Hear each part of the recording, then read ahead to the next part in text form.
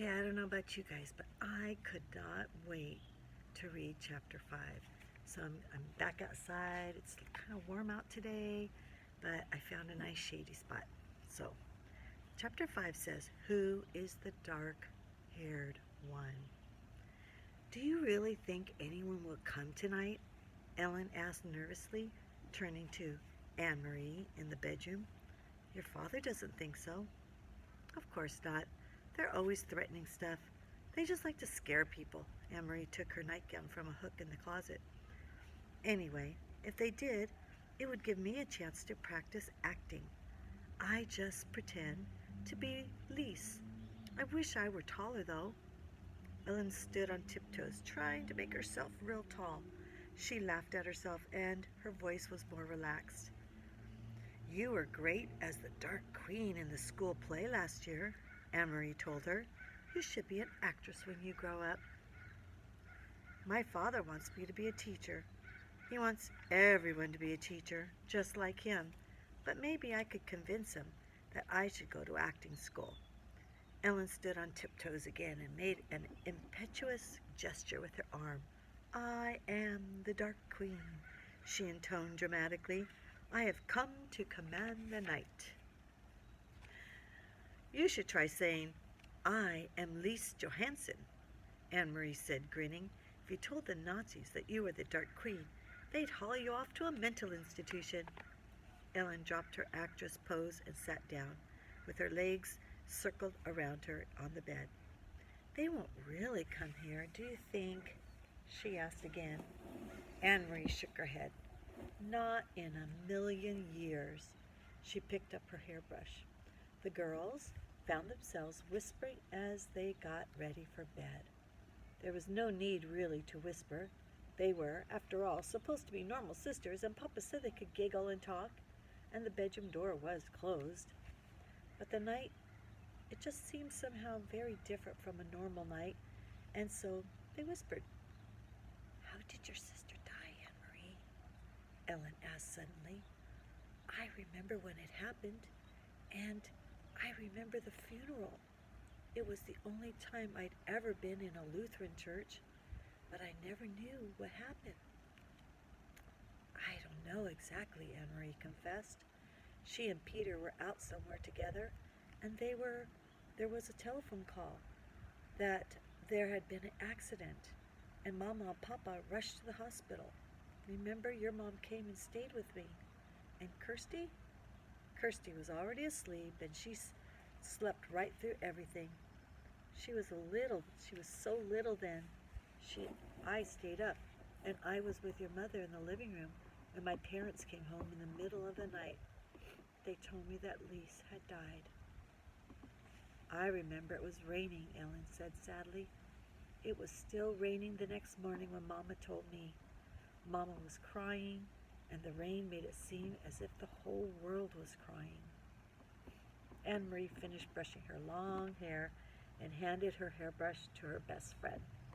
Ellen undid her braid, lifted her dark hair away from the thin gold chain that she wore around her neck, the chain that held the Star of David, and began to brush her thick curls. Now here is the star. If you look on the book, there's the Star of David, in case you don't know what that is. And the Jewish people wore those. It's a sign of their Jewish heritage. It is said that King Christian wore the Star of David on his like royal jacket or whatever. I don't know if that was a rumor, if that was really true, but it's the Star of David. My uncle's Jewish, and so my uncle made me one of these to put over our door when it's Hanukkah, and we do that every single year. Okay, let's go.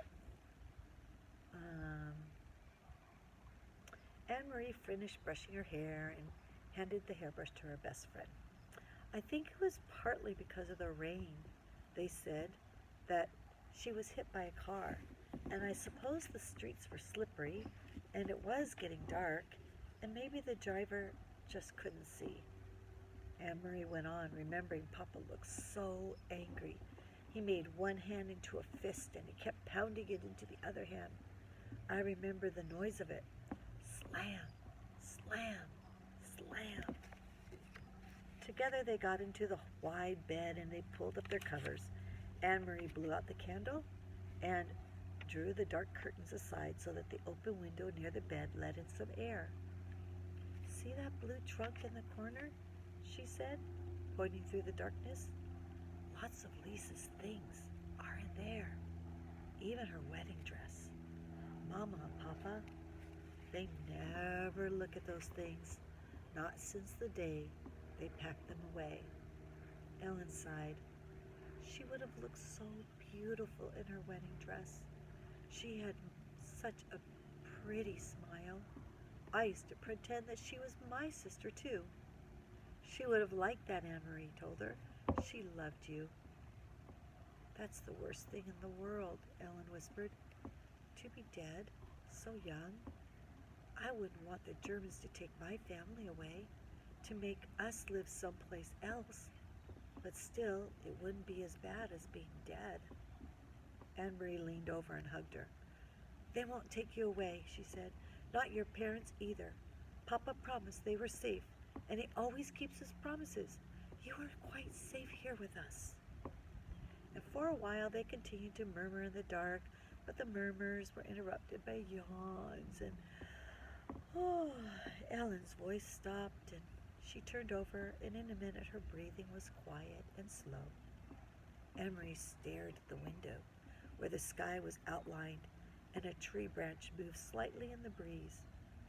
Everything seemed very familiar, very comforting.